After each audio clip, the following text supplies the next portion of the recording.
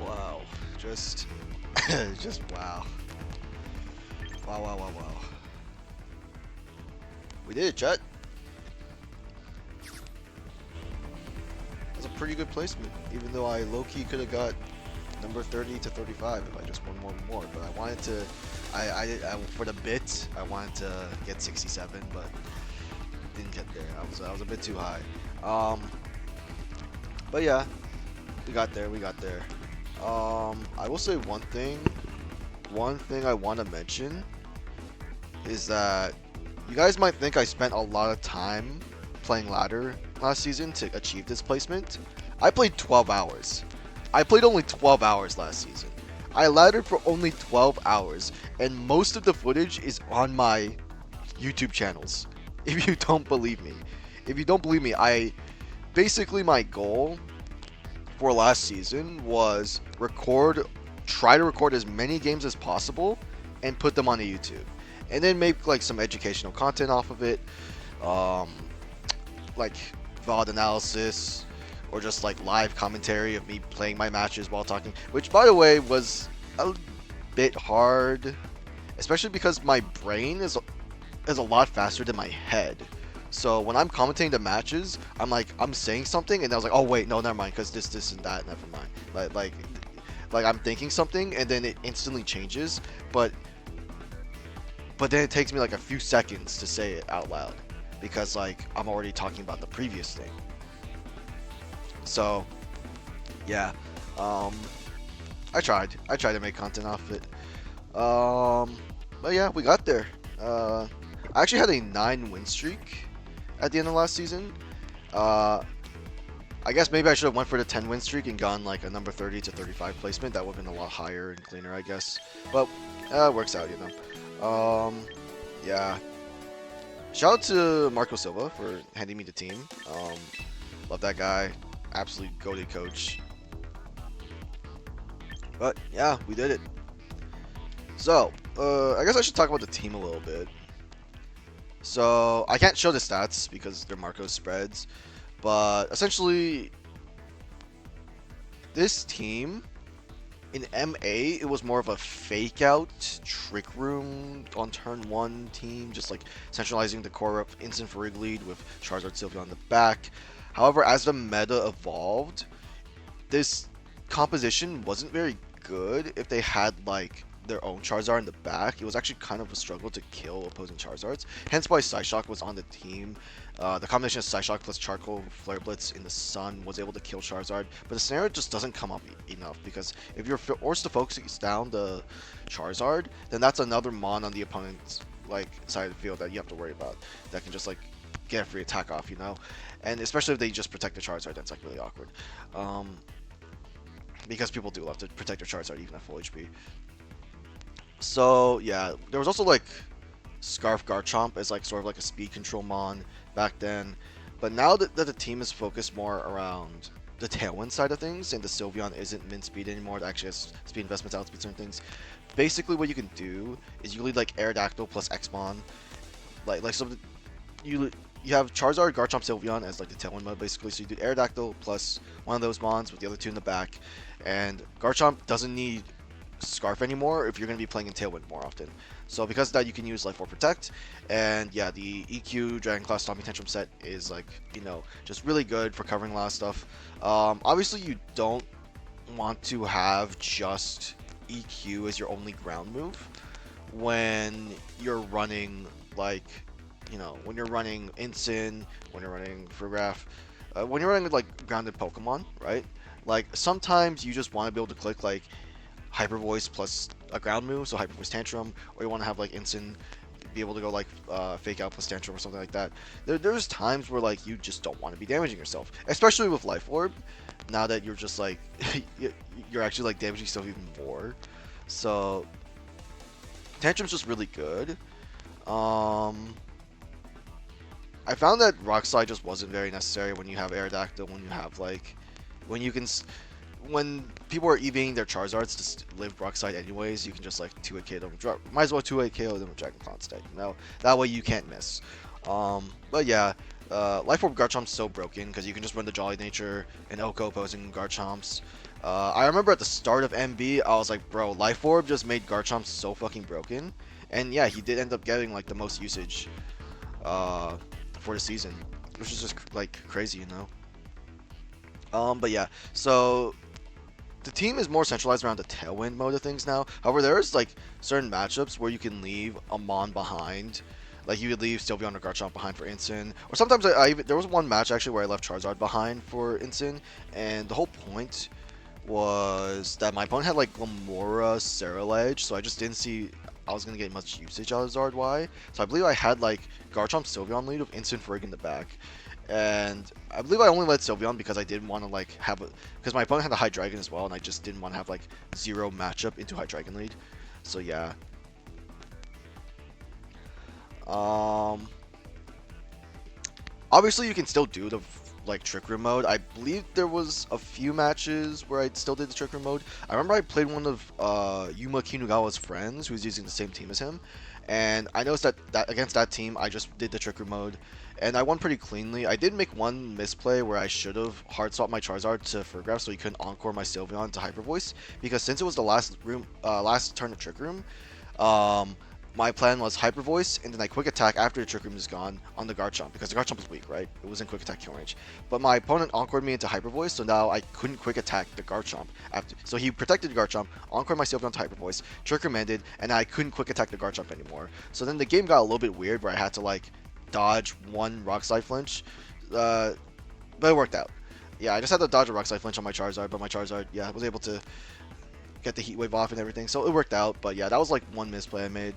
I think this team is very prone to making misplays, and I did make like I want to say 3 misplays in the 9 games I played, which is actually pretty high. I don't normally misplay that much. Um, but yeah, I still won all 9 games, thankfully. My opponent's out was to like Rock Slide flinch me or get a double protect, and it worked out in my favor. Well, even if he got a double protect, there was still a 50-50 that I could have opted for, and I think I would have got the 50-50 call correctly there, but it's whatever.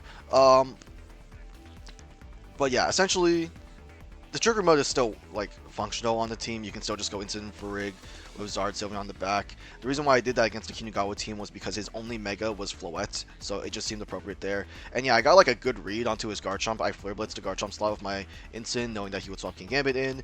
And yeah, I won pretty cleanly, I want to say. Garchomp was just really broken on the Tailwind mode. Just having Garchomp in Tailwind alongside Charizard spamming EQ Heat Wave is also just really broken. It's like the tried and true day 1 combo of just Charizard, Garchomp, and Tailwind OP. You know, it's just hard to deal with. Yeah, Zard Sylveon's also like still cracked. Yon Sylveon was really important for like balance comps. Like in my second last game, I played against Candy, who's a really strong Japanese player, and I beat them because I was able to yawn them their Delphox really early, and they were forced to play aggressive, and that let me get Trick Room up, and then I was able to get a good advantage from my Trick Room turns, and then he did hacks me a little bit at the end, but even with that hacks, I was still able to pull it through, because my lead was just that big from getting the yawn off into Trick Room plus spamming attacks with Instant plus Sylveon. I just spammed Hyper Voice plus Darkest Lariat, and it worked out. Yeah. Um, Against like I played against what was it like the Aerozard team very often.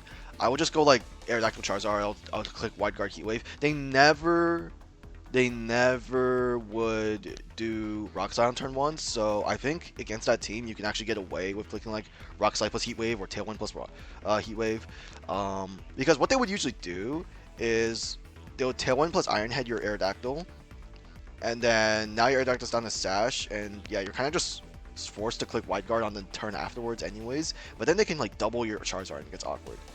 Um, Now, if they do Kowtow plus Dual Wing double your Charizard, you are EV to live it. This is a really bulky Charizard. However, it's just like, those mind games are not really in your favor. Another way you can approach the matchup, yeah, is just Tailwind plus Rock Slide on turn 1. And like, if you go for like Rock Slide, you just kill their Aerodactyl. I mean, sorry, you just kill their King Gambit, and you do a lot of damage to their Aerodactyl. So maybe that's favorable for you. In my matches, I did have one guy include Tailwind Iron Head. Another guy went Tailwind Kowtow my Charizard, which would have done like only 40% had he not crit me But since he crit me, it was awkward. But then I burned his King Gambit Heat Wave, so I was like, ah, never mind. Another match, my opponent doubled my Charizard with Wing V plus Kowtow, and it just lived and got the Heat Wave off. So yeah, it worked out. Um, but usually it's 10-1 Iron Head. That's a play that they go for. So yeah, they just never Rock Slide. Like even when I asked Marco when he was playing, he played against his team quite a lot in Victory Road and a bit at NIC. Like he fought against Suika who was using it. And essentially in that matchup, they should always bring Arrow Gambit lead with Farig Sylvia on the back, and if you go for the Trickery mode, they swap Arrow to Farig and kowtow your Farigiraf. However, there's a mind game where you can just protect your Farig and then Flare Blitz the King Gambit, and then from there on, it's pretty good for you because then they kind of just swapped in Farig for nothing, and you got a ton of chip damage. But yeah. Another thing about the matchup that you need to know about is that if they do opt to bring Garchomp against the Talon mode, the matchup's pretty unfavorable actually. I'll say that the matchup's pretty even if they bring for Rig, but without it, it's like pretty awkward. I do think that Aerodactyl is like a really good like Aerozard was actually a really good lead. It was definitely my most used lead with the team. I think I used it in like 4 or 5 games. And then I used like Instant Frig like only 2 of the games. But yeah, just like having that wide guard support beside Charizard was like really, I want to say it was really good, but turn 1 they never click Rock Slide, so in the future I think I'm just not going to click wide guard on turn 1, and then turn 2 they're going to be like, what the fuck, you didn't wide guard, and then they're going to click Rock Slide and then you click wide guard. So yeah, I think against like good players, I think you should not click wide guard turn 1 because they never click Rock Slide, but against like random players, against like shitty players, it's like if you're not in top elo, I think you should just rip the wide guard. At least that's how like I would say you should go with that lead on turn 1. And yes, actually, because you're leading Aerozard quite often, I think just the Sash variation is just like, yeah, like the way to go. Obviously, so the elo margin between me and number like 30 was like 1 game basically. Oh no, it wasn't. It was me and 35. Sorry, me and 35. Oh, I guess you could argue me and 34 maybe, but was like, yeah, basically 1 game, so I could have gone a much higher ranking. There's Candy. This is the guy that I beat on the last day. So basically on the last day, I woke up, I put at 9 a.m. And at 10 p.m. Eastern, the ladder ends for me. So I woke up at 9 a.m. Eastern. I played 2 games. I beat Candy and like another random Japanese player. I think it was this guy actually. Wait, was it this guy? No, it wasn't this guy. I beat some random Japanese player, and I say random, but he was like really high elo. I beat some random Japanese player and Candy. I got to 24-1 elo, and then I just said, you know, I'm going to park the bus here. My ranking was at 56. I'm just going to stop here and then see if I get number 67 at the end of the season. And then only 7 people passed me those 12 hours from 10 a.m. Eastern to 10 p.m. Eastern. Only fucking 7 people passed me. So I went from 56 to 63, which was just really unfortunate. So yeah, I didn't get rank 67. I didn't get rank 69. I got stupid ass chud ass rank number 63, which is just a bit weird. So yeah, maybe I should have just played that extra game and gotten like a much higher ranking, because then I would have been like in the 35 to 40 range, and it would have been like a lot nicer. But yeah, alas, that's just not how it played out. But yeah, so yeah, I only played 12 hours of matches this season, so I think that even with just 12 hours, 63 is really good. Essentially, I think for most of my run, I was playing Edu Parish, but I was playing like a bit of Big Six, and I played this team at like the end because I lost like 2 matches in a row of Edu Parish, and I decided, okay, I'm just gonna run like Marco's team instead. And it worked out. Yeah, I only played this team for like 9 games, but I won all 9 games, and it felt good. Thing about Marco's teams is I feel like they're a bit hard to pilot, so I was prone to misplaying here and there. Yeah, so I did make like 3 misplays in 9 games, but I was still able to clutch the games at least. Yeah, the team was really strong. Nobody knows how to fight it. The team is actually, it looks very standard, but it's a lot different than how you think it works, because with the Ensign, now the Trick Room mode is more threatening in Team Preview, but also like you have the ability to just run like Ensign in your Tailwind mode. And having Ensign in the Tailwind mode is actually really, really good in certain matchups, because then it's like you leave one mon behind and then you're intimidate pressuring a guy like for example, against my last opponent, I saw that Sylveon wasn't very good. I felt like they had Venusaur, Charizard, their own Sylveon, and I just didn't want to bring my Sylveon into that. So I decided I'm going to leave my Sylveon behind in the Tailwind mode, and I'm going to bring Ensign. And it worked out perfectly, because I was able to get Intimidation procs, I was able to wall out my opponent Charizard's Heat Waves, and then in the end game, I just had a pin where I go Fake Out Sylveon plus Dragon Cloud or Garchomp. They're Scarf, so they couldn't kill my Garchomp without a crit. And then my Ensign with Brave Nature, plus Charcoal, max attack investment, was able to do 70% to their Sylveon with Flare Blitz. I just chipped it with no Sun Heat Wave, did 30. I did miss a Heat Wave on the Sylveon, so I guess it should have been at 40%, but it is what it is.